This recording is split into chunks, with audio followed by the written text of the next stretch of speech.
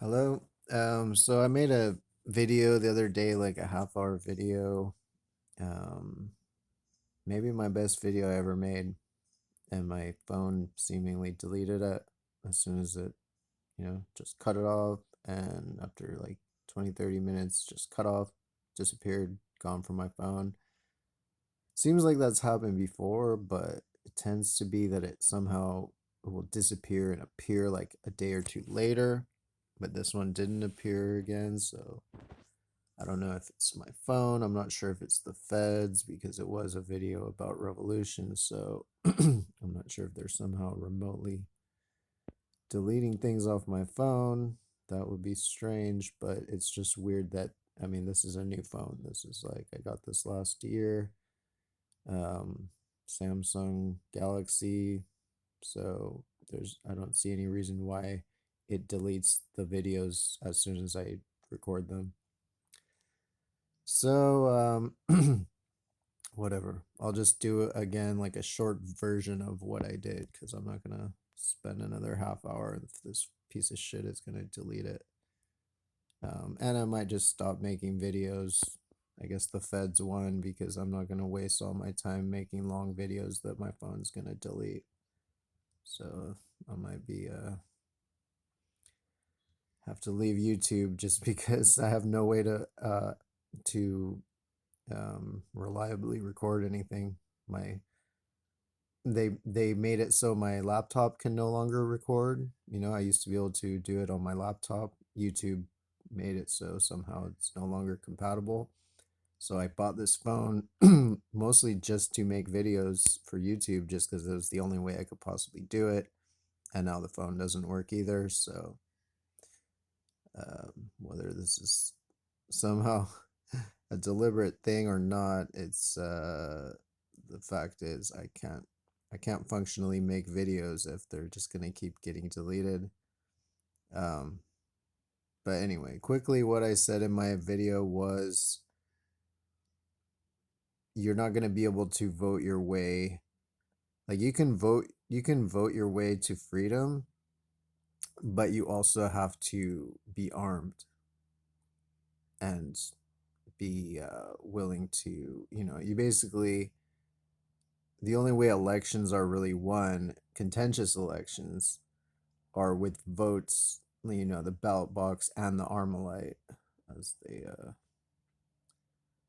the Ross says, shady as they may be. But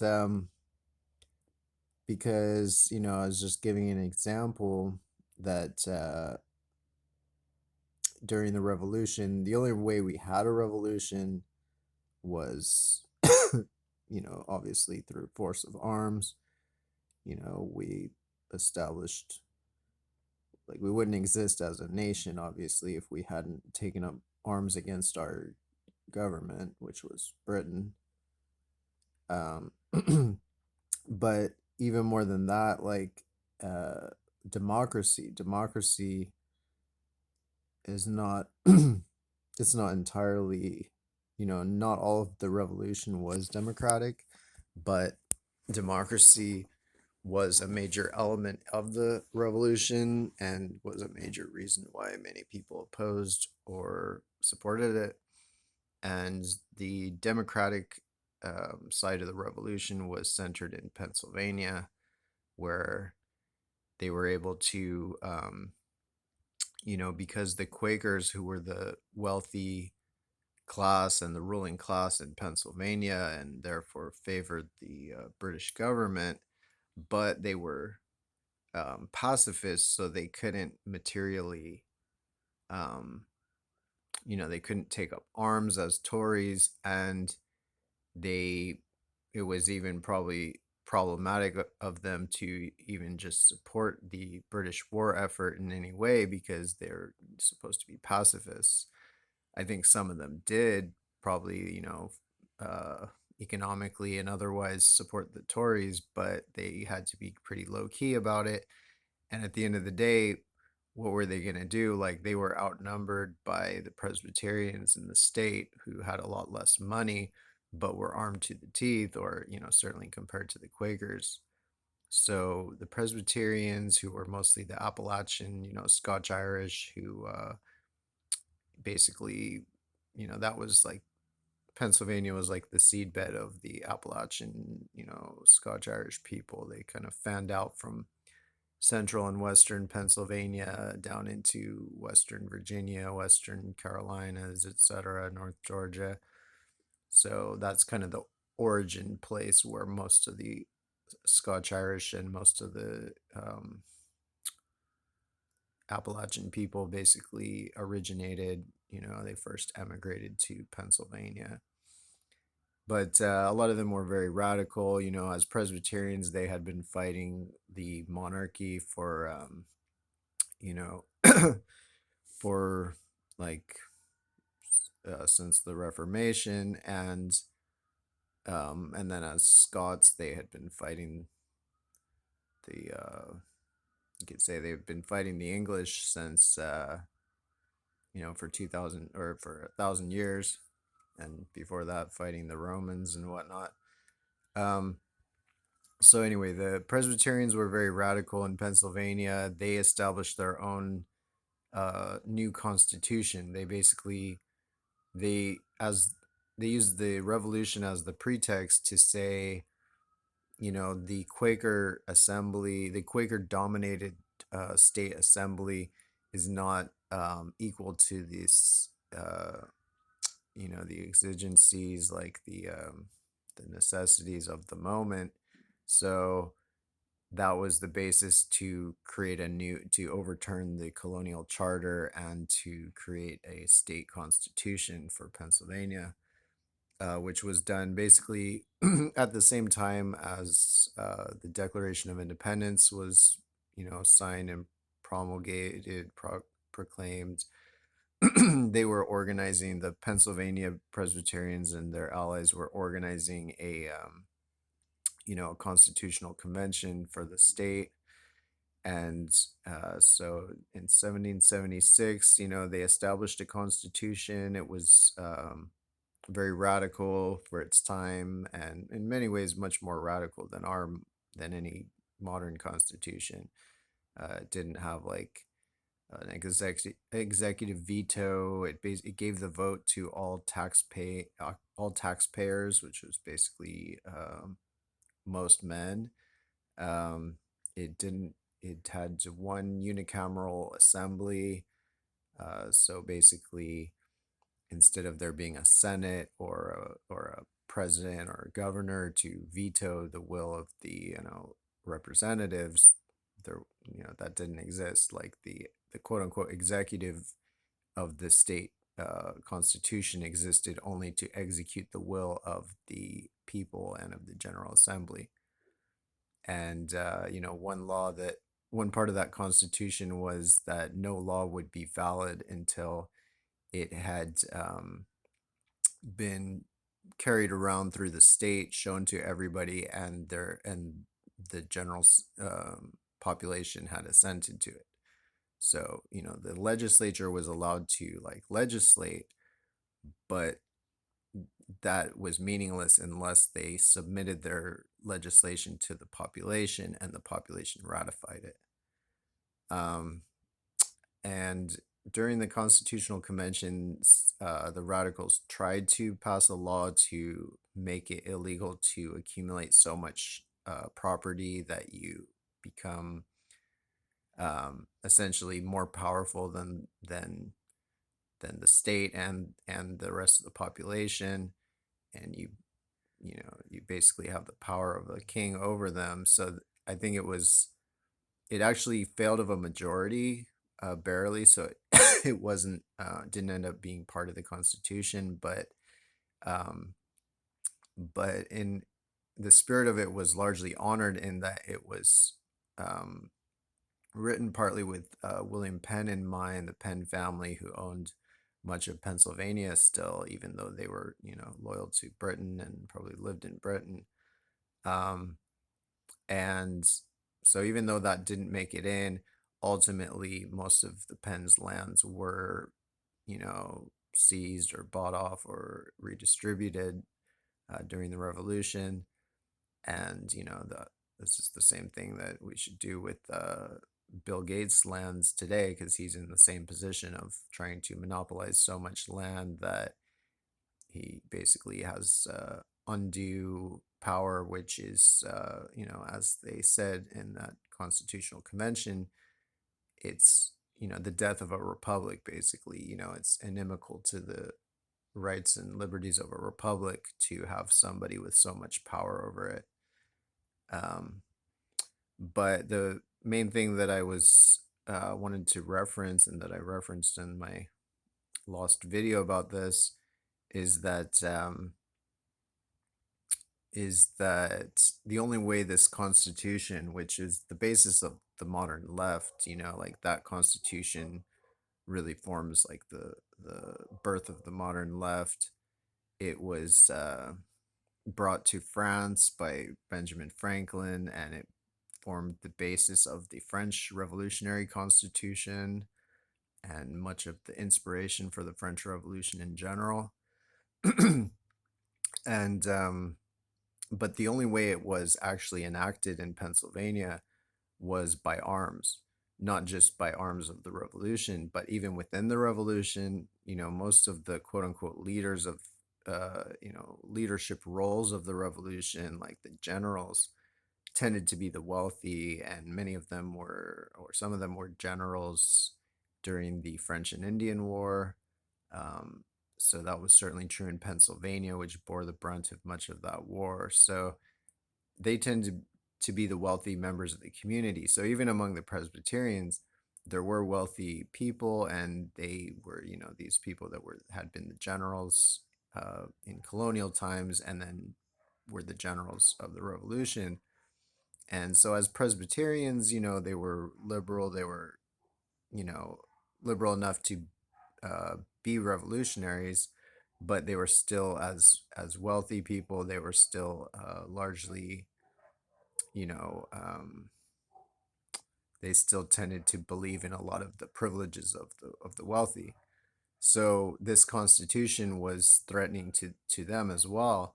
And when it was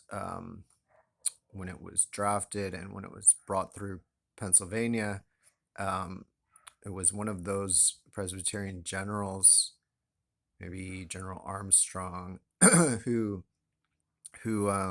said that basically that, all of the kind of leading men, the great men, basically all the, like all the words they use to mean rich people, all the rich people in Pennsylvania were against it, and we're not going to allow it to go into effect. But the masses, the farmers, the squatters, all the masses of Western Pennsylvania and, inland, probably Western and what is now Central Pennsylvania as well, um, that they united to demand it be enacted, since it was duly drafted, and, they basically were ratifying it and demanding it be put into practice. And as he said, they did so.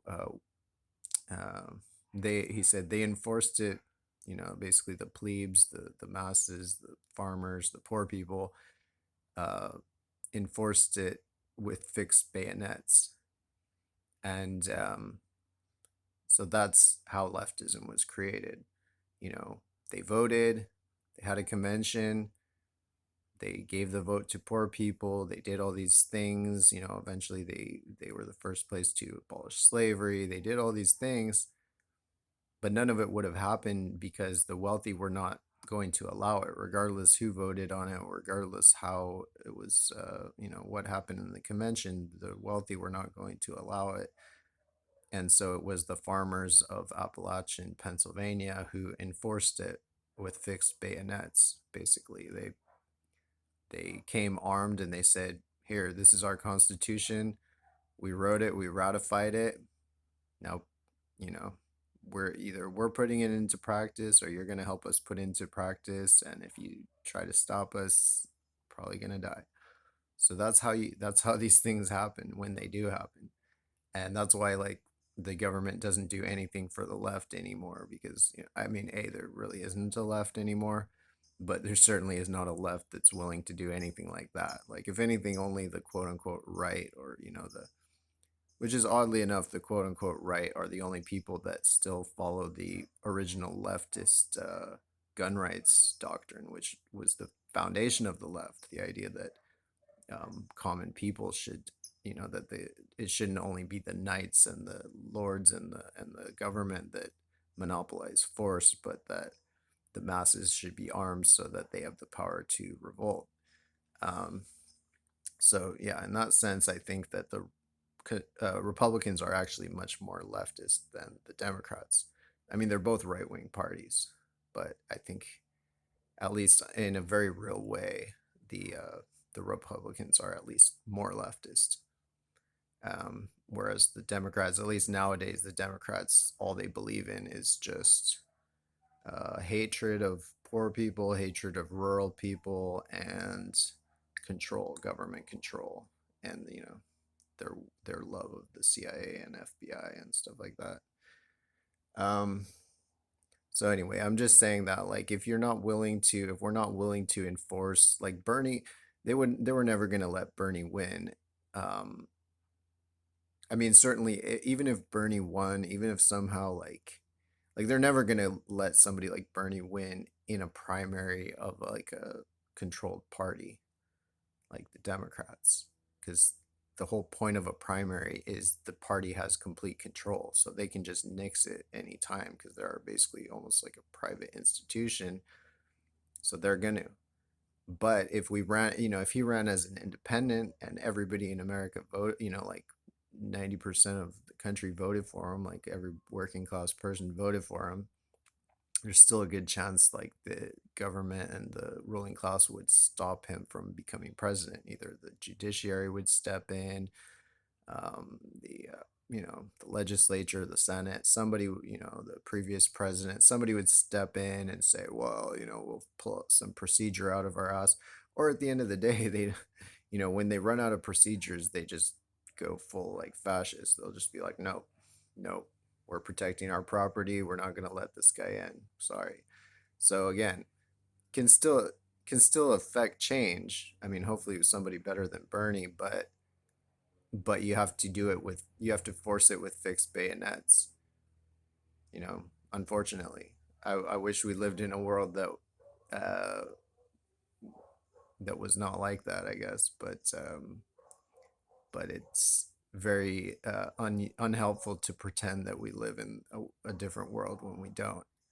So so that's the fact. You don't have to be a revolutionary at every moment, but at the end of the day, that's what it is. Like, every moment is a revolution. Every moment is, um, the power goes to whoever's willing to wield power. And if the people relinquish their desire to wield power, if they say, oh no, we're just lowly plebes, we don't want power, then the overlords take the power. But if the people say, no, the power is rightfully ours and we'll seize it by any means necessary, that's the only way that ever happens. That's the only way that they ever succeed. Um, I mean, it's hard because so many people in the left in the US are basically part of the ruling, either part of the ruling class or somehow benefit from like empire and, capitalism, white supremacy, whatever. They somehow see themselves as a privileged position. And a lot of leftists, I mean, are a lot of people in politics generally are more privileged just because they there's time, people have time to do politics and read about all the stuff, whereas a lot of working people don't know all the, are not able to be as political as a lot of kind of petty bourgeoisie type of people. So I mean, a lot of the left is kind of like not leftists, like people that are kind of like, oh yeah, we want to LARP as like leftists, or we kind of believe in this or that. But at the end of the day, they're gonna fold if like if it threatens their position within the empire, even if they have some pretty half-ass like lowly position, but they kind of think that it's a nifty little privileged position, they might really fight for that more than they're fighting for whatever leftist thing they claim to believe in. All right, well, I'm hoping this won't delete it. I guess I'll leave it there. So solidarity and take care.